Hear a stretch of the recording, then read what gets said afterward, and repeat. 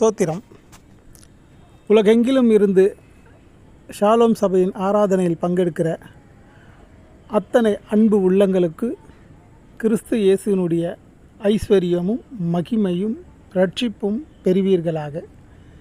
பிதாவாகிய அன்பும் பரிசுத்தாவினுடைய ஞானமும் சகோதரி இயேசுவினுடைய ரட்சிப்பும் உங்களுக்கு பரிபூரணமாக கிடைப்பதாக.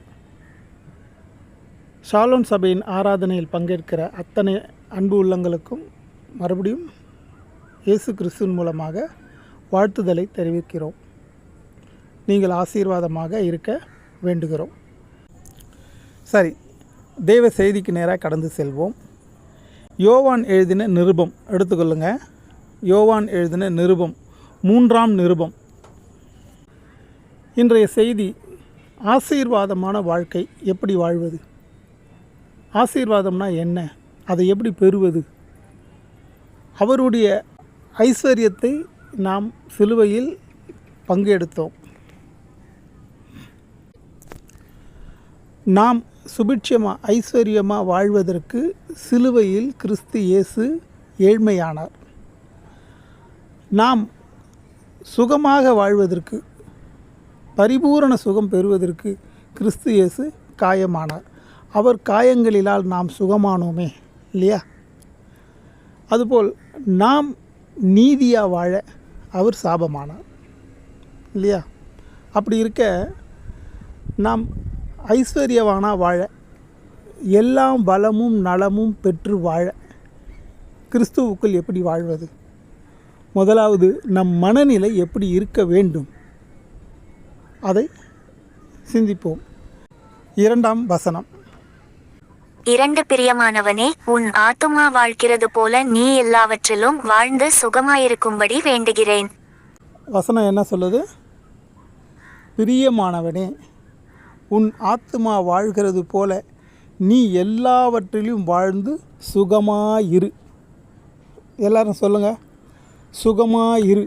எப்படி இருக்கணுமா? சுகமாயிரு. எப்படி இருக்கணும்? சுகமாயிரு. பக்கத்தில் இருக்கிறவங்கிட்ட சொல்லுங்கள், நீங்கள் சுகமாக இருங்க அப்படின்னு சொல்லுங்கள். சுகமாக இரு, நீங்கள் சுகமாக இருங்க, எல்லாவற்றிலும் வாழ்ந்து சுகமாக இரு. இது ஆசீர்வாதமான வாழ்க்கை. நாம் இந்த பூமிக்கு வந்தது உடனே பரலோகம் போகிறதுக்கு இல்லை. நிறைய பேர் என்ன நினச்சிக்கிறாங்க, கிறிஸ்துவுக்குள்ளே வந்த உடனே பரலோக ராஜ்யத்தை பற்றி நம்ம அதிகபட்சமாக பேசுகிறோம் இல்லையா? பரலோக ராஜ்யமெல்லாம் போகும்போது போகலாம். அந்த ராஜ்யம் இந்த பூமியில் வருவதாகன்னு இயேசு சொல்கிறார். பரமண்டலத்திலே உங்களுடைய சித்தம் செய்யப்படுவது போல் இந்த பூமியிலும் செய்யப்படுவதாக இல்லையா? அப்போது ஒரு செல்வந்தரான வாழ்க்கை வாழணும், சுபிட்சமான வாழ்க்கை வாழணும், ஆசீர்வாதமான வாழ்க்கை வாழணும், போதுமானதுக்கும் அதிகமான எல்லா நிறைவுகளும் கொண்ட வாழ்க்கை வாழணும். அதுதான் உண்மையான நல்ல வாழ்க்கை. இதுக்காக தான் இயேசு சிலுவையில் மரணமானார். எதுக்கு? நான் தரித்திரமாக இருக்கவோ, கஷ்டப்படவோ, வியாதிப்படவோ, பற்றாக்குறையில் இருக்கவோ இதுக்காக இல்லைங்க. இதையெல்லாம் அவர் எடுத்துக்கிட்டார்.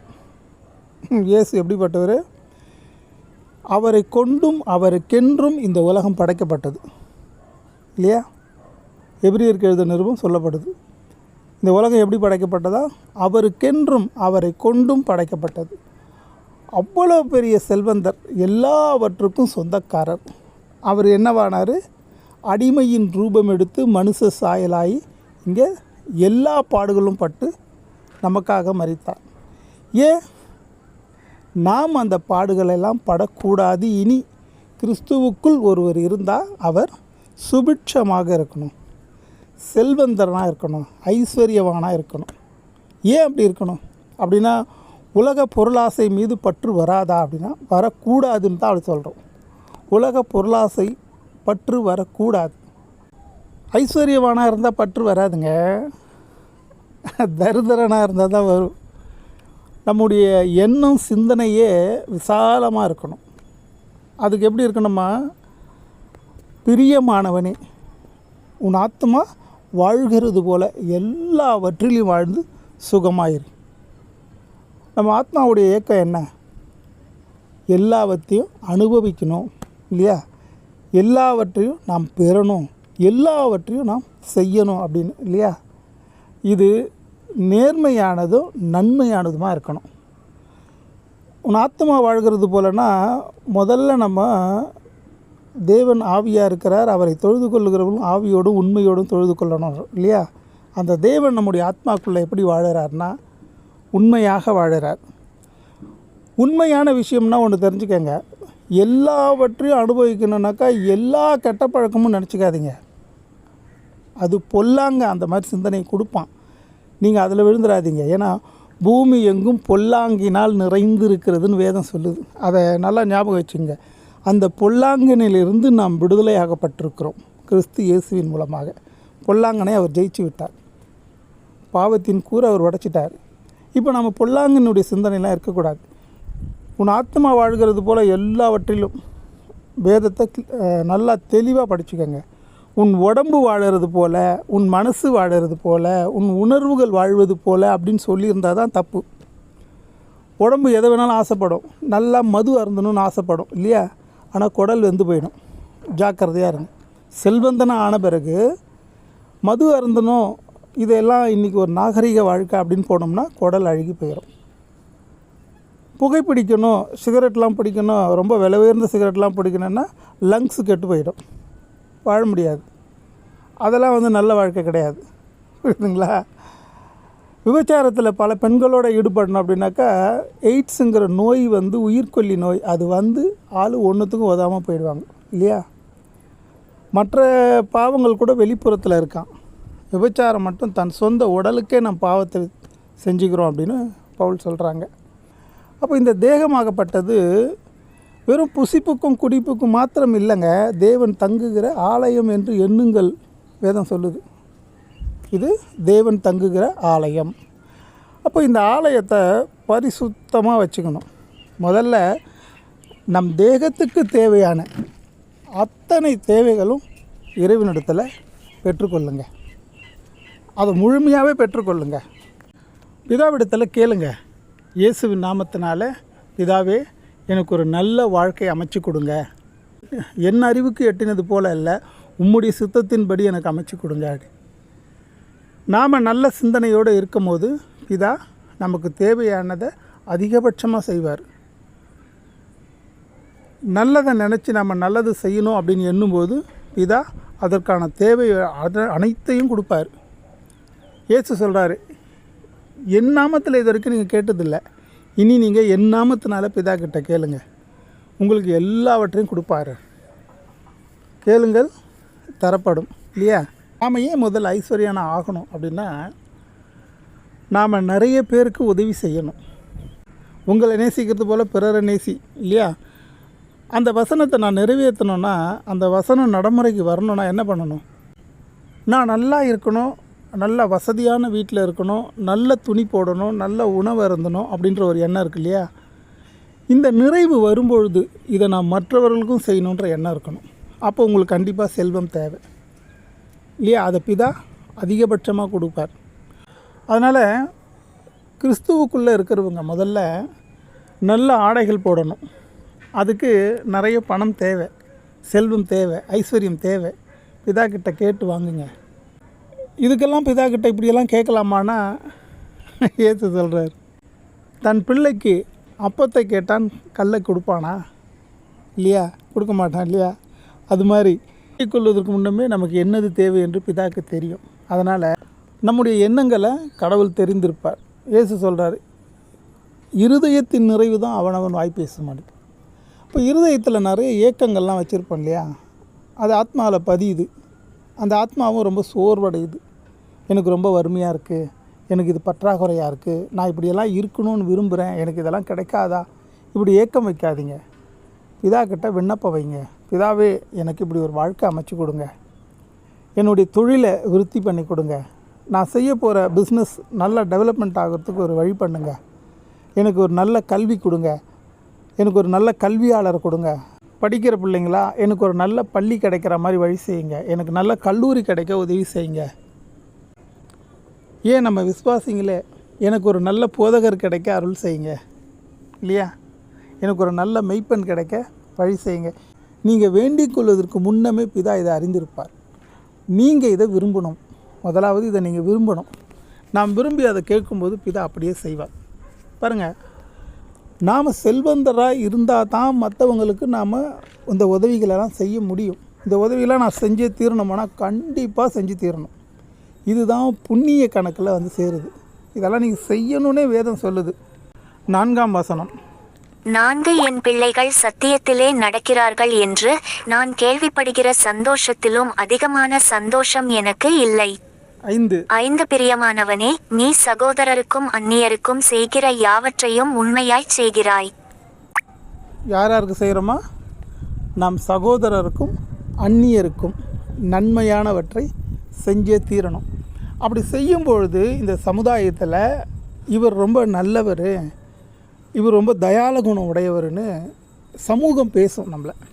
பாருங்கள், இயேசு சொல்கிறாரு, உன்னிடத்தில் கேட்கிற எவருக்கும் கொடுங்கிறார் இல்லையா? இன்னொரு கதையும் சொல்கிறார்.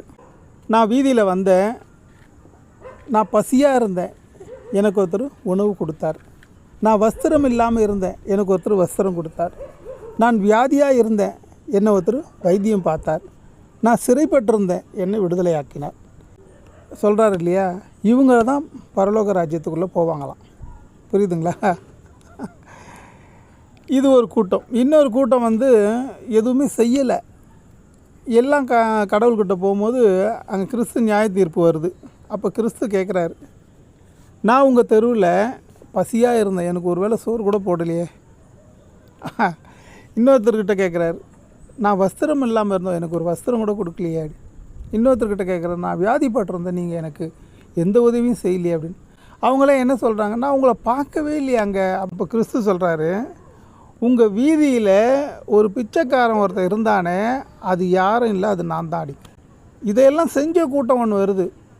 அந்த கூட்டத்துக்கிட்ட சொல்கிறாரு, நான் வியாதிப்பட்டிருந்தேன், எனக்கு வைத்தியம் பார்த்தீங்க, பசியாக இருந்தேன், உணவு கொடுத்தீங்க, வஸ்திரம் இல்லாமல் வஸ்திரம் கொடுத்தீங்க. அப்போ அவங்க கேட்குறாங்க, கிறிஸ்துவே நாங்கள் இதெல்லாம் உங்களுக்கு செய்யவே இல்லையே, நீங்கள் இப்படி சொல்கிறீங்களே அப்படின்னு. கிறிஸ்து சொல்கிறாரு, உங்கள் வீதியில் ஒரு ஏழ்மையானவனுக்கு செஞ்சீங்களே, அது எனக்கே செஞ்ச மாதிரி நான் தான் அதுங்கிறார். அப்போ இதெல்லாம் செய்கிறதுக்கு நமக்கு செல்வம் வேணும் இல்லையா? வேணுமா வேணாவா? எனக்கே பத்தலைங்க, நான் எங்கெங்க இதெல்லாம் பண்ணுறது அப்படிங்கிறீங்களா? அதெல்லாம் ஒரு வாழ்க்கையே இல்லை. தர்மம் பண்ணி பாருங்கள், பிறருக்கு நன்மை செஞ்சு பாருங்கள், ஆத்மா அப்படியே சந்தோஷப்படும், பூரிக்கும். இறைவனும் அதை விரும்புகிறார். அதனால தான் என் பிரியமானவனே, உன் ஆத்மா வாழ்கிறது போல வாழ். நம்ம ஆத்மாவில் அந்த ஏக்கம்லாம் இருக்குங்க. நல்லா வசதியாக வாழணும், எந்தவித கடன் கஷ்டம் வியாதி இல்லாமல் வாழணுங்கிற ஒரு ஆசை நமக்குள்ளே இருக்க தான் செய்யுது. இந்த ஆசை கண்டிப்பாக நிறைவேறியே தீரணும். இது நிறைவேறலன்னு வச்சுக்கோங்களேன், இந்த ஆத்மா பல ஏக்கத்தில் வாழும். இந்த ஆத்மா சந்தோஷப்படணும்னாக்கா அந்த சந்தோஷ வாழ்க்கையை வாழ்ந்தே தீரணும். அந்த வாழ்வுக்கு தேவையான நல்ல தொழில் வியாபாரம், அதுக்கான முயற்சிகளை எடுக்கணும். பாருங்கள், மற்றவங்க நல்லா இருக்கிறாங்க நம்ம பொறாமைப்படக்கூடாது. நம்ம பக்கத்து வீட்டுக்காரன் சாதாரணமாக இருந்தாங்க, இன்றைக்கி பெரிய பணக்காரன் ஆகிட்டாங்க, எப்படியோ ஆகிட்டாங்க, அப்படி பொறாமைப்படக்கூடாது. அப்படி சொல்லவும் கூடாது. ஏன் தெரியுமா? பொறாமை எலும்பு உரிக்கின்னு சொல்லுது நீதிமொழிகள். பொறாமை எலும்பு உரிக்கி. நாம் பொறாமைப்படக்கூடாது, நம்மளை பார்த்து பக்கத்து வீட்டுக்காரன் பொறாமைப்படணும். உண்மைங்க. நம்முடைய கோத்திர பிதாக்கள்லாம் அப்படி தான் வாழ்ந்தாங்க. ஆபிரகாமு, ஈசாக்கு, யாக்கோப்பு, யோசேப்பு, இவங்கள பார்த்து ராஜா அரண்மனையில் வாழ்ந்த மிகப்பெரிய அதிகாரிகளே பொறாமைப்பட்டாங்க. வர வர விருத்தியாகி மகா பெரிய செல்வன் ஆயிட்டானே அப்படின்னு. அப்படி வாழணும். நாம் பொறாமைப்படக்கூடாது, நம்மளை பார்த்து மற்றவங்க பொறாமைப்படணும். அந்த அளவுக்கு வாழணும். அப்படி வாழ்ந்தால் தான் அந்த ஊரில் கிறிஸ்து மகிமைப்படுவார். உங்கள் வீட்டிலையும் நீங்கள் இருக்கிற தெருவிலையும் உங்களை 4 பேருக்கு தெரியணும். எந்த முறையில் தெரியணும்? ஒரு கிறிஸ்மஸ் வந்தால் ஒரு 10 ஏழைங்களை கூப்பிட்டு உணவு கொடுப்பாருங்க, நல்ல வஸ்திரம் கொடுப்பாருங்க, செலவுக்கு பணம் வச்சு கொடுப்பாருங்க. அவ்வளோ நல்ல மனுஷங்க. அங்கே ஒருத்தர் இருக்காருங்க, அந்த ஜோசப் இருக்கிறாருங்க, இங்கே டேனியல் இருக்கிறாருங்க அப்படின்னு சொல்லணும். உங்கள் தெருவில் சொல்லணும். அப்புறம் பக்கத்து தெருவில் சொல்லணும். அந்த பக்கத்து தெருவில் போனால் அந்த டேனியல்னு ஒருத்தர் இருக்கிறாருங்க, அவர்கிட்ட போங்க, அவரால் முடிஞ்சதை செய்வாருங்க. அப்படி அந்த அளவுக்கு உதவியாக இருக்கணும். நம்மளை நம்பி ஒரு பொறுப்பு ஒப்படைச்சா அதில் கண்ணும் கருத்துமாக இருக்கணும். கொஞ்சத்தில் உத்தமனாக இருந்தால் செல்வந்தனாக மாற்றிடுவார். யோசேப்புலாம் அப்படி தான் வந்தார். கொஞ்சத்தில் உத்தமமாக இருந்தார், மிகப்பெரிய செல்வந்தனாக்கினார் இல்லையா? அதுபோல் அந்த உழைப்பில் கண்ணும் கருத்துமாக இருக்கணும். அரசு ஊழியராக போகிறீங்களா, அரசு அதிகாரிகளாக போகிறீங்களா, உங்களுக்கு உண்டான சம்பளமே போதும் என்று இருங்க. ஞானஸ்தானம் எடுத்து கரையேறினவுடனே முதல் யோவான் ஸ்தானன்னு எல்லாருக்கும் புத்திமதி சொல்கிறார். ஞானஸ்தானம் பெற்றவங்க கேட்குறாங்க, இனி நாங்கள் எப்படி வாழணும்னு. பிரமாதமான அட்வைஸ் கொடுத்தாரு. உங்களுக்கு உண்டான சம்பளமே போதும் என்று வாழுங்க, யார்கிட்ட லஞ்சம் வாங்கிடாதீங்க. காவல் அதிகாரிங்கள்கிட்ட சொல்கிறாரு, பொய் கேஸ் போட்டுறாதீங்க அப்படி. அப்போவே இருந்திருக்கு இல்லையா? இன்னும் மாறல, அப்போவே இருந்திருக்கு. ஆனால் கிறிஸ்துவுக்கு அன்பானவர்களே, கிறிஸ்துவுக்குள் இருப்பவர்களே, நீங்கள் அரசு அதிகாரியாக இருந்தால், அரசு ஊழியர்களாக இருந்தால் நீங்கள் நேர்மையாக நடந்துக்கங்க, லஞ்சம் வாங்காதீங்க, தாம் செய்ய வேண்டிய சேவைக்கு பணம் எதிர்பார்க்காதீங்க, நேர்மையாக செய்யுங்க. உங்களால் முடிஞ்ச அளவுக்கு அந்த பதவியில் இருந்து மற்றவங்களுக்கு நல்லது செய்ய பாருங்கள். இது கிறிஸ்துவுக்கு ரொம்ப பிடிக்கும். ஏன்னா தரித்திரர்களுக்கு சுவிசேஷம் சொல்ல வந்தார். பாருங்கள், தாவீதுன்னு ஒரு மனுஷன் வாழ்ந்தான். உங்கள் எல்லாருக்கும் தெரிஞ்ச விஷயந்தான். அவர் என்ன பண்ணிகிட்டு இருந்தார்? குடும்பம் ரொம்ப வறுமை, கடைசி பையனாக இருக்கார். இவரும் ஆடு மேய்ச்சிட்டு தான் இருந்தார். வேறு எந்த தொழிலும் தெரியாது, ஆடு மேய்க்கிறது மட்டும்தான் தெரியும். ஆனால் நல்ல பாடகர், அருமையான பக்திமான், கடவுள் மேலே அல்லாதி பிரியம் உள்ளவன். அவனை கடவுள் தேர்ந்தெடுக்கிறார். சாமுவேல் வந்து அவர்கிட்ட பேசுகிறாரு, உன்னை ராஜாவை அபிஷேகம் பண்ண கடவுள் சொல்லியிருக்காருன்னு. தாவீது சொல்கிறாரு, எனக்கு ஆடு மேய்க்கிறது தவிர வேறு ஒன்றும் தெரியாது, நான் வெறும் மேய்ப்பன் தான். நீ அதை பற்றி கவலைப்படாத, கர்த்தரால் ஆகாத காரியம் ஒன்றும் கிடையாது இல்லையா? ஆமென். நம்புறீங்களா அதெல்லாம்? சரி, கர்த்தரால் கூடாத காரியம் ஒன்றும் கிடையாது. தாவீதுக்கு வெறும் ஆடு மேய்க்க தான் தெரியும். ஆடு மேய்க்கிறது ஒரு பெரிய வேலை இல்லை இல்லையா அப்படின்னு நீங்கள் நினச்சிட்டு இருக்கிறீங்க. ரொம்ப ரொம்ப முக்கியமான வேலை. பாருங்கள், அமர்ந்த தண்ணீர் அண்டையில் நிறைய புல்வெளியில் அந்த ஆடுகளை கொண்டு போய் சேர்க்கணும். அது ரொம்ப பெரிய முக்கியங்க. அதுங்களுக்கு பசி ஆற்றணும். அதுங்க உடம்பில் இருக்கிற முடி நிறைய, அதில் எங்கேயாச்சும் பூச்சி போட்டு போயிடுச்சுனாக்கா அதுங்க ரொம்ப அவஸ்தைப்படும். அதெல்லாம் தேடி கண்டுபிடிச்சி சரி பண்ணணும். இதை விட பெரிய விஷயம் என்ன தெரியுங்களா? பெரிய விலங்குகள் வந்தால் இந்த ஆடுகளை சாப்பிட்ரும். அதுங்கக்கிட்டேருந்து இந்த ஆட்டை காப்பாற்றணும். கரடிக்கிட்ட இருந்தும் காப்பாற்றிருக்கிறாரு, சிங்கத்துக்கிட்ட இருந்தும் காப்பாற்றிக்கிறாரு. ஆடு மேய்க்கிறது சாதாரண விஷயம் இல்லை. ஆனால் அதை தவிர அவருக்கு வேறு எதுவும் தெரியாது. இப்படிப்பட்ட தாவீதை ராஜாவாக அபிஷேகம் பண்ணுறாங்க. இப்போ தாவீது சாமுவேல்கிட்ட சொல்கிறாரு, எனக்கு ராஜாவாக இருந்தெல்லாம் பழக்கம் இல்லையா, எனக்கு அதெல்லாம் ஒன்றும் தெரியாது. சாமுவேல் சொல்கிறாரு, கர்த்தர் உன்னை அதுக்கேற்ற பயிற்சி கொடுப்பார்.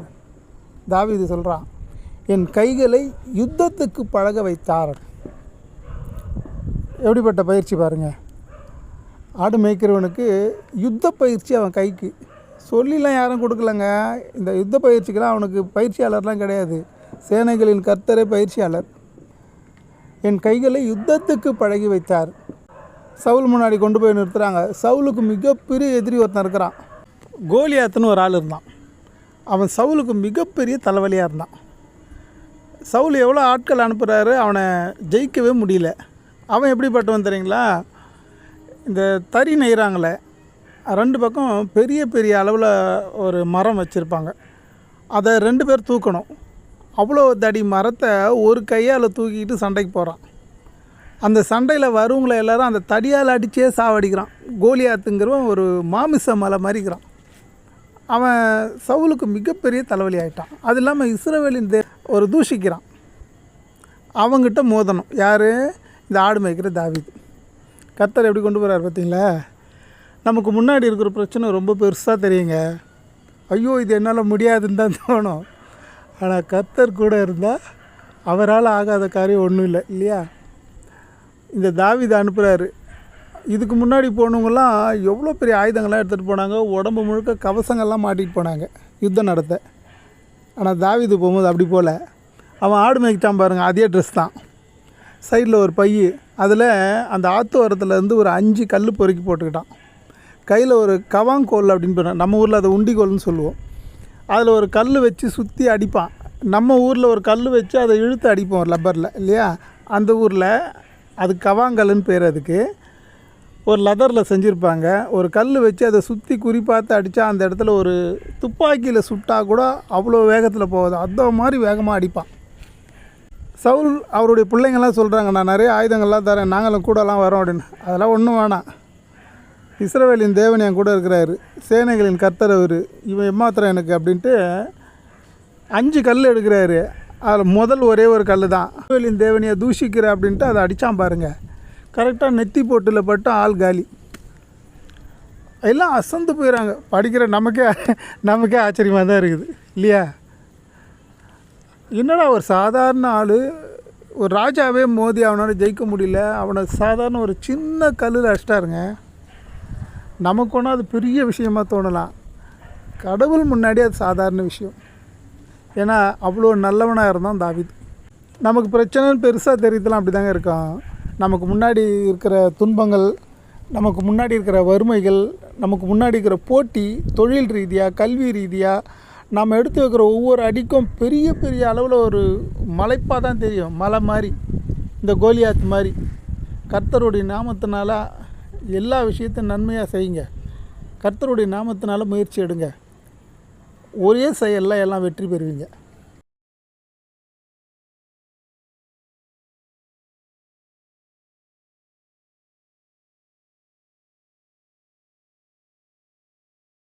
கர்த்தர் சொன்ன வார்த்தை மாறவே மாறாது. ராஜாவாக ஆனான். எல்லாரும் பொறாமப்படுற. சவுல் பொறாமப்பட்டு அவனுக்கு வியாதியே வந்துடுச்சுங்க. வர வர விருத்தியாகி இவன் மகா பெரிய செல்வன் ஆகிறானே, வீரன் ஆகிறானேன்னு அவனுக்கு பொறாமை வந்து நோயே வந்துடுச்சு. மனநோய் வந்துச்சு அவனுக்கு. அதுக்கு பிசாசு ஓட்டுறதுக்கெலாம் ஆள் கூப்பிட்டு வந்துட்டாங்க. சாமுவேல் பார்த்து அதுக்கும் திட்டினார், கர்த்தர் மேலே நம்பிக்கை இல்லையா அவனுக்குன்னு. அப்போது வளர்ச்சிங்கிறது இப்படி தான் இருக்கும். கர்த்தர் கூட இருந்தால் அது மகா பெரிய வளர்ச்சியாக இருக்கும். கவலைப்படாதீங்க. எந்த ஒரு முயற்சிக்கும் கவலைப்படாதீங்க. அது நன்மையான எந்த ஒரு காரியமாக இருந்தாலும். பிள்ளைங்க படிக்கிறீங்களா, கவலையே படாதீங்க. கர்த்தர் மேலே பாரத்தை போட்டு, சாமி எனக்கு நான் இப்படி ஆகணுன்ற ஒரு லட்சியம் இருக்குது, எனக்கு அந்த வழியை காட்டுங்க, அப்படிப்பட்ட கல்வியை காட்டுங்க, கல்வி நிலையங்களை காட்டுங்க, நான் அந்த இடத்த அடையணுங்கிற ஒரு நல்ல நோக்கத்தோடு நீங்கள் அந்த முயற்சி எடுங்க. வாலிப பிள்ளைங்களை, வாலிபர்களை இளம் வயசில் உன் சிருஷ்டிகரை நினை இல்லையா? நீங்கள் இந்த வயசில் சரியாக பாதையில் நடந்துட்டீங்கன்னு வச்சுக்கோங்களேன், அது இடுக்கமான வாசல் வழி தான். சரியான முறையில் கர்த்தருடைய வார்த்தைக்கு பயந்து நீங்கள் எடுத்த முயற்சியை கைவிடாமல் செய்யுங்க. கர்த்தர் உங்களுக்கு கூட இருப்பார். ஆமென். நீங்கள் பெரிய அளவில் வருவீங்க. எல்லாருக்கும் அந்த முயற்சி எடுங்க. ஒரு வியாபாரம் தொடங்குறீங்களா, கர்த்தர் மேலே பாரத்தை போட்டு வியாபாரம் தொடங்க. பாருங்கள், இன்னொரு டிப்ஸும் கொடுக்குறேன். நீங்கள் எந்த தொழில் செஞ்சாலும் ஜீசஸை பார்ட்னராக வச்சுங்க. இது என்னங்க புது கதையாகுதுன்றீங்களா? வைங்க, ஜீசஸை பார்ட்னராக வச்சுக்கோங்க. ஒரு 100 ரூபா அவர் பேர் மேலே அந்த தொழிலில் முதலீடாக போட்டுருங்க. நீங்கள் 100 ரூபா எடுத்து வச்சுக்கோங்க. இது ஜீசஸுடைய பங்கு. நீங்கள் செய்கிற தொழிலில் அவரும் பங்காளியாக இருக்கிறார். அந்த பணத்தை போட்டுக்கோங்க. ஒரு வருஷத்தில் பாருங்கள், லட்சத்துக்கு மேலே பெருகும். பெருகிடுச்சா 1000 ரூபாய் வைங்க, லட்சம் ரூபாய் வைங்க. கோடியில் வந்து நிற்கிற வரைக்கும் விடாதீங்க. கோடி ரூபாய் வந்துடுச்சுன்னா அதுக்கப்புறம் நீங்கள் எப்படி போவீங்கன்னு உங்களுக்கே தெரியும். அவரை பார்ட்னராக வச்சுக்கோங்க. அவர் பேர் மேலே வியாபாரத்தை செய்யுங்க. அவரை மனசில் நினச்சிக்கிட்டு வியாபாரம் செய்யுங்க. அவர் தான் இந்த தொழில் பார்ட்னரையும் வச்சுக்கோங்களேன். இந்த லாபம் வருது இல்லையா, அப்போது பார்ட்னருக்கு திரும்பி அவருடைய ஷேரை கொடுக்கணும் இல்லையா? எப்படி கொடுப்பீங்க? அந்த பங்கை உங்கள் மன திருப்தியான பங்கை எடுத்து வச்சுக்கோங்க. அவர் என்னென்னலாம் செய்ய சொன்னார்? ஆலய வளர்ச்சிக்கு கொடுங்க, ஏழைகளுக்கு தர்மம் பண்ணுங்க, இல்லாதவங்களுக்கு கொடுங்க. உங்கள் மாதிரி தொழில் செஞ்சு முன்னேற விரும்புகிறவங்க, பணம் இல்லை பற்றாக்குறைன்னு வந்து கேட்கும்போது தாராளமாக கொடுங்க. உன்னிடத்தில் கேட்கிற எவருக்கும் கொடுன்றார் இல்லையா? கொடுங்க. இப்படியெல்லாம் செய்யும் பொழுது உங்களுடைய பேர் நல்ல பேராக வரும். அங்கே கர்த்தருடைய நாமம் மகிமைப்படும். சரிங்களா? யோவான் நிருபம். இப்படி செய்கிறதுனால நம்ம பேர் புகழ் எப்படி பரவும் பாருங்கள். யோவான் எழுதின 3ஆம் நிருபம் 5ஆம் வசனம் 6ஆம் வசனம். 5 பிரியமானவனே, நீ சகோதரருக்கும் அந்நியருக்கும் செய்கிற யாவற்றையும் உண்மையாய் செய்கிறாய். இந்த செல்வம் இருந்தால், ஐஸ்வர்யமான வாழ்க்கை இருந்தால், நம் சகோதரர்களுக்கும் அந்நியர்களுக்கும் நாம் தாராளமாக நன்மை செய்வோம். அந்த நன்மையை பெற்றவர்கள் நம்மளை எங்கெல்லாம் புகழ்ந்து பேசுவாங்க? 6 அவர்கள் உன்னுடைய அன்பை குறித்து சபைக்கு முன்பாக சாட்சி சொன்னார்கள். எங்கே சொல்லுவாங்க? சபைக்கு முன்பாக சாட்சி சொல்வார்கள். சபைக்குள்ளே இல்லை, சபைக்கு முன்பாக ஊர் மக்கள்கிட்ட சொல்லுவாங்க. அந்த மனுஷங்கிட்ட போனால் நம்முடைய தேவை தீரும். அதுக்கு நாம் செல்வந்தராகவும் ஐஸ்வர்யவானும் இருக்க வேண்டியது அவசியம். நாம் இப்படி வாழ விரும்பணும். ஆனால் எல்லாருடைய ஆத்மாவும் அப்படி விரும்புதுங்க. உங்கள் ஆத்மா விரும்புவது போல் நீங்கள் எல்லாவற்றிலையும் வாழ்ந்து சுகம் பெறணும். இந்த சுகமான வாழ்க்கை வாழ்ந்துட்டோன்னு வச்சுக்கோங்களேன், அதுவே பரலோக ராஜ்யம். சும்மா பரலோக ராஜ்யம் போகிறேன், பரலோக ராஜ்யம் பண்ணால் அதுக்காக சாமி இங்கே அனுப்பலை. அவருடைய அன்பை இந்த பூமியில் கொட்டி வச்சிருக்கிறாரு. இதையெல்லாம் ஆண்டு அனுபவிங்கன்னு சொல்லியிருக்கிறார். எல்லாவற்றையும் ஆண்டு அனுபவிங்கன்னு சொல்லியிருக்கிறார். இதை முதல் படைப்பிலே அப்படி தான் சொல்லியிருக்காரு. இந்த ஆண்டு அனுபவிக்கிறது உங்களுடைய ஆத்மா விரும்புகிறது போல் எல்லாவற்றிலையும் வாழ்ந்து சுகமான பிறகு அதுவே பரலோக ராஜ்யம். குறள் சொல்லுது பாருங்கள், வையத்துள் வாழ்வாங்கு வாழ்பவர் வானுலகில் தெய்வத்துள் வைக்கப்படுவார். இல்லையா? இந்த பூமியில் வாழ்வாங்கு வாழணும். அதை தான் யோவான் சொல்கிறாரு. உன் ஆத்மா வாழ்கிறது போல் எல்லாவற்றிலையும் வாழ்ந்து சுகமாயிரு. அந்த வாழ்க்கையை விரும்பணும். அதை விரும்புனீங்கன்னா கடவுள் அதுக்கான வழி செய்வார். பாருங்கள், ஒரு அம்மா நீதியின்படி வாழ்ந்தாங்க. வறுமையில் தான் இருந்தாங்க, நீதியின்படி சரியாக வாழ்ந்தாங்க. வறுமையை வச்சு எந்த தவறும் பண்ணிடல. சரியாக சபைக்கு போயிடுவாங்க, போதகரினுடைய உபதேசத்தின்படி வாழ்ந்தாங்க. ஒரு அம்மா வறுமையில் இருந்தாங்க, ஆனால் நேர்மையாக நீதியாக வாழ்ந்தாங்க. வாரம் தவறாமல் சபைக்கு போவாங்க, சபையினுடைய போதனையை கேட்டு போதகர் சொல்கிற மாதிரி வாழ்க்கையை அமைச்சிக்கிட்டாங்க. வறுமைக்காக எந்த தவறும் செஞ்சிடலை, நேர்மையாக வாழ்ந்துட்டு இருந்தாங்க. ஒரு நாள் அவங்க கிச்சனில் அடுத்த வேளை சமையலுக்கு தேவையானதெல்லாம் செஞ்சு வச்சுட்டாங்க. ஆலயத்துக்கு போயிட்டு வந்துட்டாங்க. சாப்பிடணும் கிச்சனாண்ட போனால் அதை எலி சாப்பிட்னு இருக்குது. எப்படி இருக்கும் பாருங்கள். அந்த அம்மாவுக்கு வந்துச்சு பாரு கோவம். அந்த எலியை விரட்டிக்கிட்டு போனாங்க. கையில் ஒரு கட்டையை எடுத்துக்கிட்டு அந்த எலியை விரட்டிட்டு போனாங்க. அது ஓட இவங்க ஓட, அது ஓட இவங்க கூட ஓடி ஒரு கேரேஜுக்குள்ளே போயிடுச்சு அந்த எலி. அவங்க ஒரு கார் செட் வச்சுருக்காங்க, அந்த கார் செட் உள்ளே போயிடுச்சு. இன்றைக்கி எப்படியாச்சும் அந்த எலியை கொன்னுடணும்னு அவங்களுக்கு கோபம் வந்துருச்சு.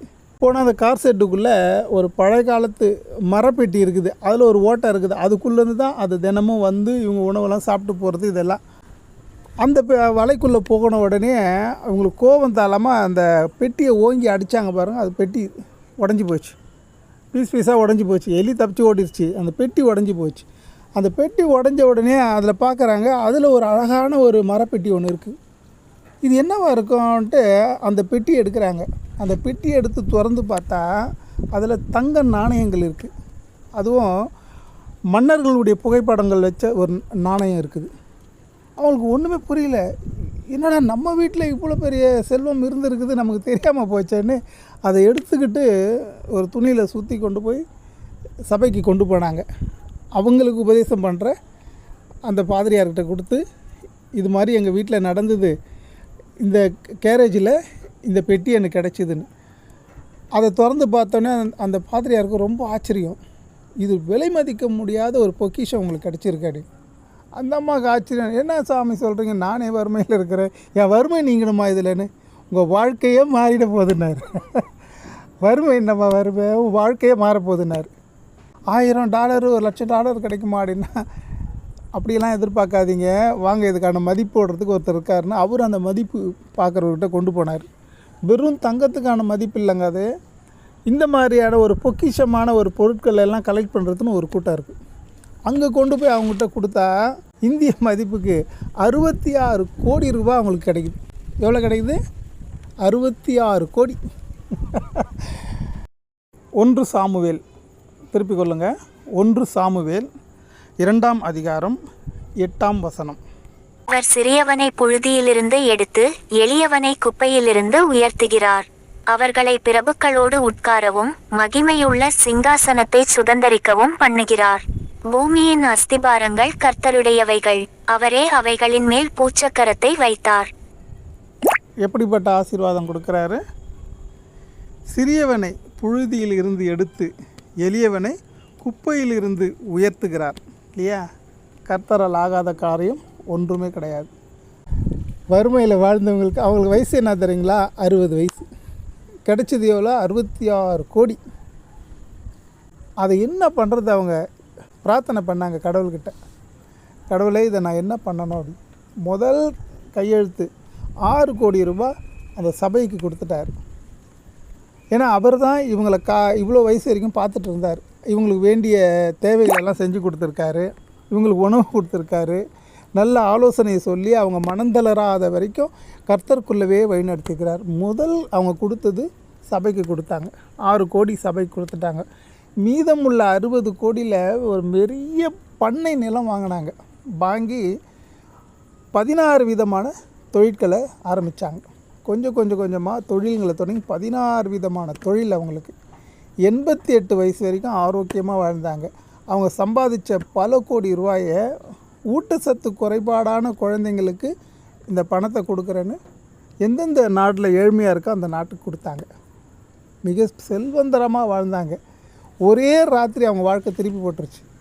அவங்க எதுக்கெல்லாம் ஏங்குனாங்களோ, லக்ஸூரியான காரு, நல்ல ட்ரெஸ்ஸு, ராணி மாதிரி ட்ரெஸ், அவங்களுக்கு ஒரு 15-20 அறைகள் கொண்ட பெரிய பங்களா, ஒரு பெரிய பண்ணை வீடு, அதுலேயே போட்டிங் போகிற அளவுக்கு அவங்களுக்கு இடங்கள், அந்த நீரோடைகள், அதில் வண்ண மலர்கள், என்னென்ன அவங்க மனசில் நினச்சாங்களோ, அந்த ஆத்மா என்னென்னலாம் நினச்சதோ அதெல்லாம் வாழ்வாங்கு வாழ்ந்துட்டாங்க. கர்த்தர் விடமாட்டார் இல்லையா?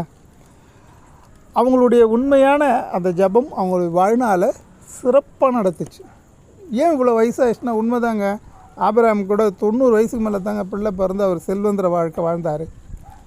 அது வரைக்கும் அவங்களுடைய முன்ஜென்ம வாழ்க்கையோ அல்லது பிறந்ததுலேருந்து அவங்க வாழ்ந்த வாழ்க்கையோ கர்த்தர் அதை புடம் போட்டு பார்க்குறார். எப்போ அது சரி பண்ணணும், சரியான நேரத்தில் அவர் கொடுத்துட்றாரு. கொடுத்து இந்த ஜென்மத்திலே உங்கள் ஆத்மா திருப்தியாக வாழ்கிறது போல் வாழை. அந்த அம்மா வாழ்வாங்க வாழ்ந்தாங்க. இங்கிலாந்தில் இது நடந்தது. இதுபோல் செல்வந்தனாக வாழணும்னு எண்ணுங்க, நிறைய ஐஸ்வர்யம் வேணும்னு எண்ணுங்க, ஐஸ்வர்யனா வாழுங்க, அதில் நேர்மையாக வாழுங்க. சபையில் உங்களுடைய சபைக்கு முன்பாக உங்களை மகிமைப்படுத்தணும். கிறிஸ்து அதனால் மகிமைப்படணும். கர்த்தர் சொல்கிறார், வீதியில் என் நாமத்தை வழங்காத இரு. ஆனால் இந்த சாமியை வணங்குறவங்க வீதியெல்லாம் சொல்லணும், அவங்க நல்லவங்க, அவங்கக்கிட்ட போனால் இது கிடைக்கும், அவங்க நல்லது செய்வாங்க அப்படின்னு ஒவ்வொருத்தரும் அப்படி வாழற அளவுக்கு அந்த ஆசீர்வாதத்தை விரும்புங்க. அது மாதிரி கேளுங்க. உங்கள் ஜபத்தில் தட்டுங்கள், தேவ கதவு திறக்கும். கேளுங்கள், கொடுப்பார். தேடுங்கள், அந்த வாழ்க்கையை நீங்கள் கண்டடைவீர்கள். இதுபோல் இன்னும் நிறைய பேருடைய சாட்சிகள்லாம் இருக்குது. சாமி எந்த நேரத்தில், சரியான நேரத்தில் ஏற்றத்தை கொடுத்து நமக்கு அதை வச்சு அனுபவிக்கிற பக்குவம் வரணும். அந்த அம்மாவுக்கு 60 வயசில் அந்த பக்குவம் கிடச்சிது. ஏன்னா ரொம்ப வறுமையில் எல்லா பாடமும் கற்றுக்கிட்டாங்க, எப்படி வாழணும்னு. செல்வம் வந்த பிறகு மனந்தளர்ந்துடல, வாழ்க்கையும் தவறிடல. அவங்க விரும்பின ஆசையை நேர்மையாக நடந்துக்கிட்டாங்க, நல்லா அனுபவித்தாங்க. அந்த ஆத்மா திருப்தி அடைஞ்சது. சொர்க்கம், அந்த பரலோக சொர்க்கன்றமே அதை இங்கேயே அனுபவிச்சிட்டாங்க. இதுக்கு தான் இயேசு வந்தார். எதுக்கு வந்தார்? இதுக்கு தான் இயேசு வந்தார். நான் செல்வந்தர் ஆகிறதுக்காக அவர் தரித்திரர் ஆகினார். நான் சுகம் பெற அவர் காயமானார் இல்லையா? இதையெல்லாம் புரிஞ்சு உங்களுடைய வேண்டுதல் நல்ல வாழ்க்கை வாழ்வோம், அந்த வாழ்க்கை நேர்மையாக இருக்கவும், உங்கள் ஆத்மா வாழ்கிறது போல் எல்லாவற்றிலையும். உங்கள் ஆத்மாவுக்கு இதெல்லாம் தெரியும், இப்படியெல்லாம் தேவைன்னு. ஆனால் நம்மளுக்கு அதுக்கான முயற்சியை நீங்கள் செய்யுங்க. நீங்கள் முயற்சி செய்யுங்க, கர்த்தர் உங்களை படிப்படியாக உயர்த்திடுவார். அது ஒரு நாளைக்கு திரும்பி பார்க்கும்போது ஆச்சரியமாக இருக்கும், நான் அப்படி இருந்தேன், நான் இப்படி ஆயிட்டேனே அப்படி. கர்த்தருக்கு மகிமை உண்டாகட்டும் இல்லையா? சரி, இன்றைக்கு இந்த அளவுக்கு நிறுத்துவோம். இந்த சுபிட்சமான செய்தியை அடுத்த வாரம் தொடருவோம். இந்த செய்தியை உலகெங்கிலும் கேட்ட கிறிஸ்துவின் அன்பர்கள் அனைவருக்கும் பிதாவாகிய தேவனுடைய பரிபூரண அன்பும் பரிசுத்தாவினுடைய ஞானமும் கிறிஸ்து இயேசுவினுடைய ஐஸ்வர்யமும் செல்வமும் மகிமையும் அனைத்துமே உங்களுக்கு பரிபூரணமாக கிடைக்க வேண்டிக் கொள்கிறேன். ஆமென். உமது மகிமையின் ஐஸ்வரியத்தின்படி என் குறைவுகள் எல்லாம் நிறைவாக்கும் தேவ